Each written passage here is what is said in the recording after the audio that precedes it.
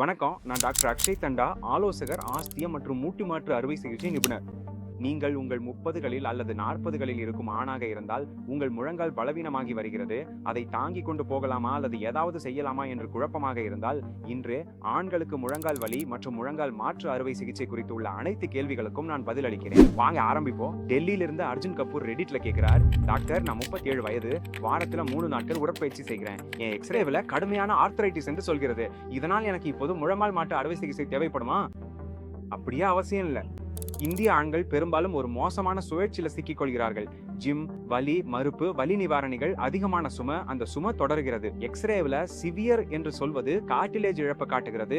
ஆனால் அறுவை சிகிச்சை செய்ய வேண்டிய நேரம் உண்மையான வாழ்க்கை செயல்பாடுகளால் தீர்மானிக்கப்படுகிறது. ஆர்த்தரைட்டிஸ ஒரு என்ஜினில் குழஞ்ச பேரிங் மாதிரி நினைச்சுக்கோங்க. இது வெறும் உராய்வல்ல, இது மூட்டில் சக்திகள் நகரும் விதத்தையே மாற்ற ஆரம்பிக்கிறது. ஆனா ஒரு சத்தம் கேட்ட உடனே நீங்க என்ஜினை மாற்ற மாட்டீங்களே, இல்லையா? நல்லா சரி பண்ணியும் அந்த பிரச்சனை உங்க வாழ்க்கையை தடுக்கும் போதுதான் நீங்க அதை மாற்றுவீங்க. முழு முழங்கால் மாற்று அறுவை சிகிச்சை பொதுவாக எப்போது பரிசீலிக்கப்படுகிறது என்றால், வலி தினமும் இருக்கும்போது, இரவு வலி மற்றும் ஓய்வில் கூட வலி இருக்கும்போது, நடக்கவும் படிக்கட்டுகளில் ஏறவும் கடுமையான தடைகள் வரும்போது, நீங்க உண்மையான பாதுகாப்பு திட்டத்தை முயற்சி செய்திருக்க வேண்டும். பலம், எடை குறைப்பு, செயல்பாட்டை மாற்றுதல், மருந்து உத்திகள் மற்றும் ஊசிகள், வடிவம் அல்லது நிலைத்தன்மை தொடர்ந்து மோசமாகும் போது. இப்போ இதுல ஆண்களுக்கு ஒரு சிறப்பு நுணுக்கம் இருக்கு. பல ஆண்கள் வலியை பொருட்படுத்தாம தங்களோட பெருமையை காட்டிக்கிட்டு லெக் பிரஸ், ஸ்குவாட் மாதிரி எடையோட பயிற்சி செய்யவே தொடர்றாங்க. அது உண்மையில் அறிகுறிகளை வேகமா அதிகரிக்க செய்யும். ஏனெனில் பலவீனமான இடுப்பும் குவாட்ஸும் தவறான பயிற்சி முறையோடு சேரும்போது முழங்கால் மூட்டுல அழுத்தம் அதிகரிக்கும். உங்க முழங்கால் மாற்றப்படுவது எக்ஸ்ரேவில் கடுமையான நிலை காட்டினாலா, இல்ல வாழ்க்கையை கட்டுப்படுத்தும் வலி மற்றும் செயலிழப்புக்காக தான்? பெங்களூர்ல இருந்து ரோஹித் நாயர் ரெடிட்ல இதை போஸ்ட் பண்ணியிருக்கார். இந்த வார்த்தை நிறைய பேரை குழப்புகிறது. இன்ஸ்டேஜ் ஆர்த்ரைட்டிஸ்னா என்ன உண்மையிலேயே? அது உண்மையிலேயே எலும்ப உரசுற மாதிரியா?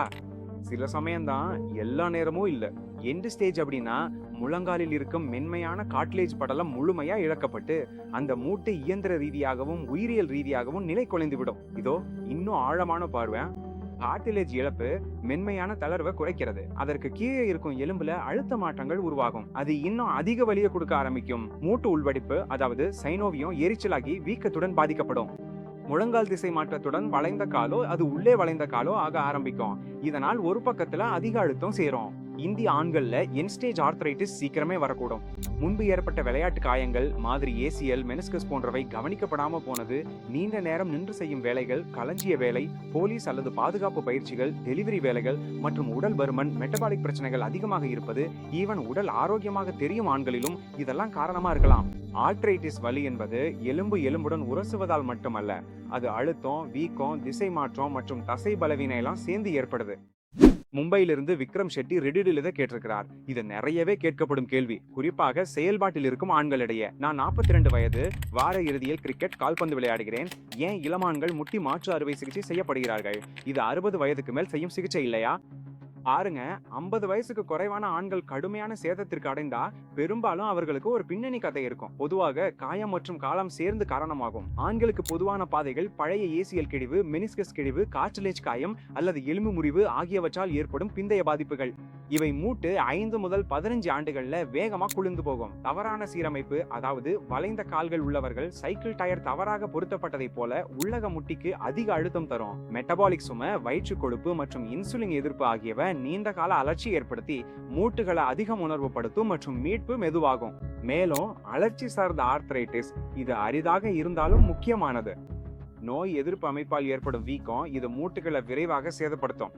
முக்கியமான விஷயம், நீங்க 50 வயதுக்கு குறைவா இருந்தா முழு முட்டி மாற்று அறுவை சிகிச்சை முதன்மையான தீர்வா அல்லது மூட்டை பாதுகாக்கும் விருப்பமானு கேட்க வேண்டும். தேர்ந்தெடுக்கப்பட்ட ஆண்கள்ல சீரமைப்பு ஊஸ்டியோட்டமி, குறிவைக்கும் மீள் பயிற்சி, துணை அணிவது, எடை குறைப்பு அல்லது கூடுதல் ஊசி போடுவது போன்றவை முழு முட்டி மாற்று அறுவை சிகிச்சை தேவையை தாமதப்படுத்தலாம். ஆண்கள்ல ஆரம்ப கட்டத்துல கடுமையான முட்டி பிரச்சனைகள் பெரும்பாலும் காயம் காரணமாக ஏற்படுகின்றன.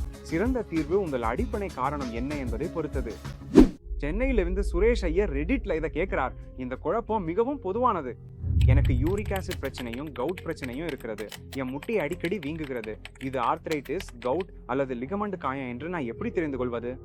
பல இந்திய ஆண்கள் தவறாக குறிக்கப்படுகிறார்கள். ஒவ்வொரு முட்டி வலியும் ஆர்த்ரைட்டிஸ் ஆகிவிடுகிறது. ஒவ்வொரு வீக்கமும் யூரிக் ஆசிட் பிரச்சனையாகி விடுங்க. அறிவியல் விளக்கம்: கவுட் என்பது படிகங்களால் ஏற்படும் அலர்ச்சி. இது திடீர் வலி, வீக்கம் மற்றும் வெப்பத்துடன் மூட்டுகள்ல மாறி மாறி வரலாம். ஆஸ்டியோஆர்த்ரைட்டிஸ் என்பது இயந்திர சிதைவால் ஏற்படும் ஒரு நிலை. வலி செயல்பாட்டுடன் அதிகரிக்கும், ஓய்வுக்கு பிறகு கடினமாக இருக்கும். மெனிஸ்கஸ் அல்லது லிகமெண்ட் காயம் இருந்தா திருப்பும் போது பூட்டல், சிக்கல் மற்றும் நிலை தருமாற்றம் போன்ற வலிகள் ஏற்படும். ஒரு நல்ல மருத்துவர் நோயாளியின் வரலாறு, பரிசோதனையில் வீக்கம், மூட்டு வரி வலி, நிலைத்தன்மை சோதனைகள், ஆஸ்டியோ ஆர்த்ரைட்டிஸ்க்கு எடை சுமக்கும் எக்ஸ்ரே, வீக்கம் இருந்தால் அல்ட்ராசவுண்ட் அல்லது திரணம் எடுத்து படிகங்கள் அல்லது தொற்று இருக்கிறதா என்று பார்க்கும். தேவையானால் எம்ஆர்ஐ வரை செய்து சரியாக வேறுபடுத்துவார். உங்கள் முட்டி கண்மூடித்தனமா சிகிச்சை பெற விடாதீர்கள். நோயறிதல் முறையே சிகிச்சையை முழுமையா மாற்றிவிடும். புனேயிலிருந்து நிகில் மேத்தா யூடியூபில் கருத்து தெரிவித்தார். ஸ்டீராய்டு ஊசிகள் இந்த துறையில் மிகவும் தவறாக புரிந்து கொள்ளப்படுபவை. ஸ்டீராய்டு ஊசிகள் முட்டி மாற்று அறுவை சிகிச்சையை தவிர்க்க உதவுமா? பல இந்திய ஆண்களுக்கு ஊசிகள் விரைவான தீர்வாக மாறிவிடுகின்றன. ஏனெனில் மீள்பயிற்சிக்காக நேரம் ஒதுக்குவது சாத்தியமற்றதாக தெரிகிறது. ஆனா ஊசிகள் ஏதோ மாயாஜால கார்டிலேஜ் உருவாக்குபவை என்ன? ஸ்டீராய்டு ஊசி அலர்ச்சியை குறைக்கும். இது சிறந்தது குறுகிய காலத்திற்கு உடற்பயிற்சி மற்றும் பிசியோ செய்ய உதவுவதற்காக மட்டுமே பயன்படுத்த வேண்டும். ஜெல் அல்லது ஹயாலுரோனிக் ஆசிட் சில சந்தர்ப்பங்கள்ல மென்மையை மேம்படுத்தும், ஆனா முடிவுகள் கலந்து வந்தவை. பிளேட்லெட் ரிச் பிளாஸ்மா அல்லது பிஆர்பி ஆரம்பம் முதல் நடுத்தர நிலை வரை சிலருக்கு நம்பிக்கை அளிக்கிறது.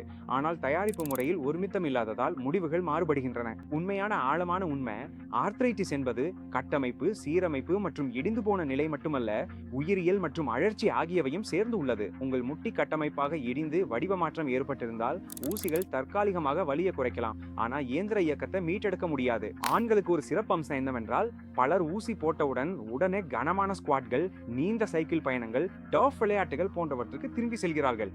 அது ஊசி போட்டதின் நன்மையை வீணாக்கி முட்டியில மீண்டும் அலர்ச்சி ஏற்படுகிறது. ஊசிகள் நேரத்தை வாங்கி கொடுக்கலாம், ஆனா சரியான மறுபயிற்சி செய்ய வேண்டும். மறுபயிற்சி இல்லாம ஊசிகள் செலவானது தள்ளி போட்டதாக மட்டுமே ஆகிவிடும். கொச்சியிலிருந்து தீபக் பிள்ளை இந்த கேள்வியை இன்ஸ்டாகிராம்ல டிஎம்ஆ அனுப்பினார். ரோபோட்டிக் அறுவை சிகிச்சை பற்றி பேசும்போது இந்த கேள்வி எப்போதும் வருகிறது. ரோபோட்டிக் முட்டி மாற்று அறுவை சிகிச்சை என்றால் என்ன? நான் கூடுதல் பணம் செலுத்த வேண்டுமா? இதனால் என் முட்டி அதிக நாட்கள் நீடிக்கலாம். ரோபோட்டிக்ஸ் மூலம் அதிக துல்லியத்துடன் எலும்பு வெட்டும் மற்றும் சீரமைப்பும் செய்ய முடியும். சீரமைப்பு குறைபாடுகள் குறைவாக இருக்கும். அதுவே உண்மையான நன்மை. ஆனா நீண்ட கால வசதிக்கு துல்லியம் மட்டும் போதாது. அது எலும்பு கயிறு சமநிலை, தொற்று தடுப்பு மற்றும் வலி கட்டுப்பாடு ஆகியவற்றை சார்ந்துள்ளது.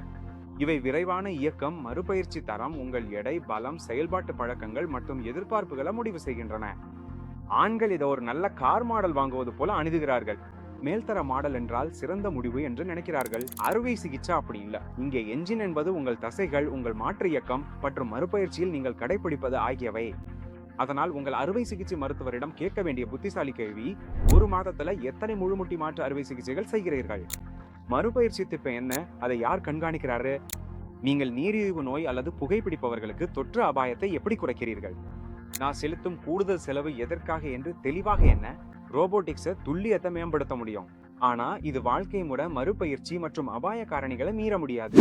டெல்லியிலிருந்து ராகுல் சர்மா யூடியூபில் கருத்து தெரிவித்தார். இந்த பயம் பல ஆண்கள் அறுவை சிகிச்சையை கூட யோசிக்காமல் இருக்க காரணமாகிறது. முழு முட்டி மாற்று அறுவை சிகிச்சையில நீங்கள் உண்மையிலே என்ன மாற்றுகிறீர்கள்? இது என் முழு முட்டியை அகற்றுவது போலவால நான் மீண்டும் ஜிம்முக்கு போக முடியாதுன்னு கவலைப்படுகிறேன். உங்கள் முழு முட்டியை அகற்றுவது கிடையாங்க, அது குளித்து போன மூட்டு மேற்பரப்புகளை மீண்டும் மேம்படுத்துவதுதான். எளிய உடற்கூறு: உங்கள் தொடை எலும்பான ஃபீமருக்கு அதன் முடிவில ஒரு உலோக தலையை பொருத்துவாங்க. உங்கள் காலின் முனை எலும்பான டிபியாவுக்கு ஒரு உலோக அடிப்பகுதி பொருத்தப்படும். அவற்றுக்கு நடுவுல ஒரு வலுவான மருத்துவ பிளாஸ்டிக் லைனர் இருக்கும். அதுவே புதிய மென்மையான உராயும் மேற்பரப்பாகும். சில சமயங்கள்ல முட்டி தட்டையும் மீண்டும் மேம்படுத்துவாங்க. நீங்க ஏன் மீண்டும் ஜிம்முக்கு திரும்ப முடியும்? மூட்டு நிலையானதும் மென்மையானதும் ஆகிவிடும். பிறகு உங்கள் தசைகள் மீண்டும் கட்டுப்பாடு மற்றும் அதிர்ச்சி உறிஞ்சும் வேலையை மேற்கொள்கின்றன. ஆனா முழு முட்டி மாற்று அறுவை சிகிச்சைக்கு பிறகு ஜிம்முல பழையபடி ஈகோ லிஃப்டிங் செய்ய முடியாது. அது புத்திசாலித்தனமா பயிற்சி செய்வதில்லை. சைக்கிள், பலம் பயிற்சி, சரியான வடிவம், மெதுவான சுமை, ஸ்குவாட்கள், குதிப்பதல்ல. இதுவே முக்கியம். முட்டி மாற்று அறுவை சிகிச்சை ஒரு நுணுக்கமான மேற்பரப்பு மாற்றும் முறை. ஜிம் எதிர்காலம் இம்குவான்டில் இல்ல, உங்கள் பயிற்சியில் தான் உள்ளது. ஹைதராபாத் நகரை சேர்ந்த ஆகாஷ் வர்மா ரெட்டிட்ல கேட்கிறாரு: இது ஆண்கள் என்னிடம் அதிகம் கேட்கும் மிகவும் நடைமுறை கேள்வி. நான் வேலை செய்யும் மனிதன் நீண்ட விடுப்பு எடுக்க முடியாது. நிஜமான காலக்கேடு என்ன? நடக்க ஆரம்பிப்பது, வண்டி ஓட்டுவது, அலுவலகத்திற்கு திரும்புவது. இதுதான் ஆண்களுக்குள்ள முக்கிய கவலை. நான் தான் குடும்பத்துல சம்பாதிப்போங்க, நான் காணாம போக முடியாது. சாதாரண காலக்கெடு இது உடல் நலம் மற்றும் மீள் பாதுகாப்பு முறையை பொறுத்து மாறுபடும். 0 முதல் முத நாள் வரை பலருக்கும் ஆதரவுடன் நின்று நடக்க முடியும். 2வது வாரம் வீட்டுல சிறிய தூரம் நடக்க முடியும். அடிப்படை சுயாதீனம் இயற்கையாக மேம்படும். 4வது முதல் 6வது வாரம் வரை பயணம் சுலபமா இருந்தால் மற்றும் வலி வீக்கம் கட்டுப்பாட்டுல இருந்தா பலர் டெஸ்க் வேலைக்கு திரும்ப முடியும். வண்டி ஓட்டுவது எந்த பக்கம் என்பதை பொறுத்தும் முட்டியின் கட்டுப்பாடு எவ்வளவு நன்றாக இருக்கிறது என்பதையும் பொறுத்தும் இருக்கும். பலருக்கு வார கணக்குல ஓய்வும் அறுவை சிகிச்சை நிபுணர் அனுமதியும் தேவை. அறிவியல் ரீதியாக மீட்பு என்பது காயம் ஆறுவது மட்டும் அல்ல, நரம்பு தசை மீண்டும் பழகுவதும் ஆகும். உங்க மூளை மீண்டும் முட்டிய நம்ப வேண்டும், தசைகள் மீண்டும் சக்தியை பெற வேண்டும், வீக்கம் குறைய வேண்டும். ஆண்களுக்கு தாமதத்தை ஏற்படுத்தும் இரு விஷயங்கள்: அதிருப்தி அல்லது பொறுமையின்மை, அதிக முயற்சியால் வரும் வீக்கம் மற்றும் வலி, நான் நலமே எனும் மனப்பான்மை. பயிற்சியை தவிர்ப்பது கடினமாக்கும். வேகமா வேலைக்கு திரும்ப விரும்பினா வலி கட்டுப்பாடு, தினசரி பயிற்சி மற்றும் சரியான வீட்டு ஏற்பாடுகள்ல முதலீடு செய்யுங்க. சென்னையை சேர்ந்த கார்த்திக் மேனன் இதை யூடியூப்ல பதிவு செய்த முக்கியமான ஒன்று நண்பர்களே. அறுவை சிகிச்சையின் முதல் 2 வாரங்கள் எவ்வளவு வலியாக இருக்கும்? என்னை உண்மையிலே பயமுறுத்த வேண்டியவை என்ன? ஆபத்து அறிகுறிகள் என்ன? தொடக்கத்துல வலி எதிர்பார்க்கப்படுகிறது, ஆனால் அது போதுமான அளவு கட்டுப்படுத்தப்பட வேண்டும். நீங்கள் நடக்கவும் தினமும் பயிற்சி செய்யவும் முடியும். வீக்கம் பல வாரங்கள் நீடிக்கிறான். எது சாதாரணமா? வீக்கம், வெப்பம், காயம், தூக்கமின்மை மற்றும் மெதுவாக மேம்பாடு. ஆபத்து அறிகுறிகள் இவற்றை புறக்கணிக்காதீர்கள். காய்ச்சல் மற்றும் குளிர் வைப்பு, காயம் வலிவலிப்பு அல்லது விரைவாக பரவும் சிவப்பு, காலில் வலி அல்லது வீக்கம், திடீர் மூச்சு திணறல் அல்லது மார்பு வலி. ஆழமான அறிவியல் அறுவை சிகிச்சை அலர்ச்சி மற்றும் தற்காலிகமாக காயம் ஏற்படும் வாய்ப்பை தூண்டுகிறது. உங்கள் காயம் தொற்றுக்கு மிகவும் பாதிப்பான நுழைவு புள்ளியாக இருக்கிறது. எனவே தடுப்பு மற்றும் ஆபத்து அறிகுறிகளை அறிதல் என்பது இந்த செயல்முறையின் மிக முக்கியமான பகுதியாகும், குறிப்பாக ஆண்களுக்கு. ஆண்கள் பெரும்பாலும் அறிகுறிகளை தெரிவிக்க தாமதிக்கிறார்கள், ஏனெனில் புகார் செய்வது சரியில்லைன்னு நினைக்கிறாங்க. அதுவே சிறிய பிரச்சனைகள் பெரியதாக மாறும் வழி. ஆபத்து அறிகுறிகளை ஆரம்பத்திலேயே தெரிவிப்பது உங்கள் முடிவுகளை பாதுகாக்கும். இது போன்ற கேள்வி பல ஆண்களிடமிருந்து ரெடிட், யூடியூப், இன்ஸ்டாகிராம் ஆகியவற்றிலிருந்து வந்தது. எல்லோரும் ஒரே கேள்வியை கேட்டனர்: முழு முழங்கால் மாற்று அறுவை சிகிச்சைக்கு பிறகு நான் குனிந்து உட்கார முடியுமா? கால்களை மடக்கி உட்கார முடியுமா? இந்திய கழிப்பறைகளை பயன்படுத்த முடியுமா? கிரிக்கெட் விளையாட முடியுமா? என் சைக்கிளை தினமும் ஓட்ட முடியுமா? இது இந்தியர்களும் ஆண்களும் கேட்கும் கேள்வி. இந்த கேள்விகளில் ஒவ்வொன்றையும் தனித்தனியா பார்க்க சொல்கிறேன். குனிந்து உட்கார்வதும் கால்களை மடக்கி உட்கார்வதும் உறுதி இல்லை. சில ஆண்களுக்கு பகுதி திறன் கிடைக்கலாம், ஆனா ஆழமான மடக்குதல் உங்கள் உடல் நிகழ்ச்சி, எடை மற்றும் முழங்கால் இயக்கம் ஆகியவற்றை பொறுத்து கட்டுப்படுத்தப்படலாம். இந்திய கழிப்பறை நீண்ட காலம் ஆழமாக குனிந்து உட்கார்வது பலருக்கும் சிறந்ததல்ல. மேற்கத்திய கமோடு அல்லது உயர்த்தப்பட்ட இருக்கை பாதுகாப்பானது, குறிப்பாக ஆரம்பத்துல. கிரிக்கெட் பின்னர் கட்டுப்படுத்தப்பட்ட செயல்பாடுகள் பெரும்பாலும் சாத்தியமாகும். சாதாரண பேட்டிங் மற்றும் ஃபீல்டிங் பரவாயில்ல. ஓட்டம், திடீர் திருப்பங்கள், ஸ்லைடிங் இதுல அதிக ஆபத்து உள்ளது. சைக்கிள் ஓட்டுவது சாத்தியம், ஆனா நீண்ட பயணங்கள் ஆரம்பத்துல வீக்கம் அதிகரிக்கலாம். வீக்கம் மற்றும் பலத்தை கட்டுப்படுத்தி மெதுவா திரும்ப ஆரம்பிப்பது முக்கியம். ஜிம் செல்லலாம், ஆனா மூட்டு பாதுகாப்புடன் செய்ய வேண்டும். சைக்கிள் ஓட்டுதல், கட்டுப்படுத்தப்பட்ட கால் பிடிபலம், இடுப்பு பலப்படுத்துதல், பெருமை காட்டும் எடைகள் வேண்டாம். குதிப்பதையும் தாக்கம் தரும் செயல்களையும் தவிர்க்கவும். முழங்கால் மாற்று அறுவை சிகிச்சை நடக்கவும், படிக்கட்டுகள் ஏறவும், உங்கள் இயல்பு வாழ்க்கையை மீண்டும் பெறவும் உதவும். அதிகமாக மடக்கும் செயல்கள் முடிந்தால் அதை ஒரு கூடுதல் வாய்ப்பாக கருதுங்கள், அது உறுதி அளிக்கப்பட்டதல்ல. ஆண்கள் பெரும்பாலும் வெற்றியை நான் 25 வயசுல செய்ததை இப்போது செய்ய முடியுமா என்று மதிப்பீடு செய்கிறார்கள். ஒரு சிறந்த வெற்றி அளவுகோல் அடுத்த 15 ஆண்டுகள் வலி இல்லாம பாதுகாப்பாக செயல்பட முடியுமா என்பதே. செயல்படும் நீடித்த முழங்கால இலக்காக கொள்ளுங்க. உங்கள் வாழ்க்கை முறையை புத்திசாலித்தனமா மாற்றிக்கொள்ளுங்க. எனவே நீங்கள் 20லிருந்து 40களுக்கு இடப்பட்ட வயதுடைய ஆணாக இருந்தா உங்கள் முழங்கால் பிரச்சனை பெரும்பாலும் காயம், சீரமைப்பு மற்றும் சுமை காரணமா இருக்கும். சுருக்க வழிகளை தேடாதீர்கள். பலத்தை வளர்க்கவும், இயந்திரங்களை சரி செய்யவும், எடையை கட்டுப்படுத்தவும், நீரிழிவு நோயை கட்டுப்படுத்தவும், புகையிலை நிறுத்தவும். அறுவை சிகிச்சை தேவைப்பட்டாலும் இந்த நடவடிக்கைகள் உங்கள் முடிவை தீர்மானிக்கும். முழங்கால் வலி மதிப்பீடு, 2வது கருத்து அல்லது அறுவை சிகிச்சை பற்றி ஆலோசிக்க பிராக்டோவில் சரிபார்க்கப்பட்ட எலும்பு மற்றும் மூட்டு மருத்துவரை அணுகி ஆலோசனை பெறலாம். அவர்கள் உங்கள் நிலையை தெளிவாக புரிய வைப்பார்கள்.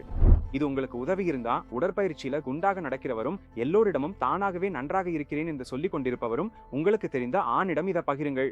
உண்மையில பயனுள்ள ஆலோசனைகள் மற்றும் முக்கியமான விஷயங்களை தொடர்ந்து பெற விரும்புனா இன்று சப்ஸ்கிரைப் செய்து பெல் ஐகானை அழுத்துங்க. நன்றி.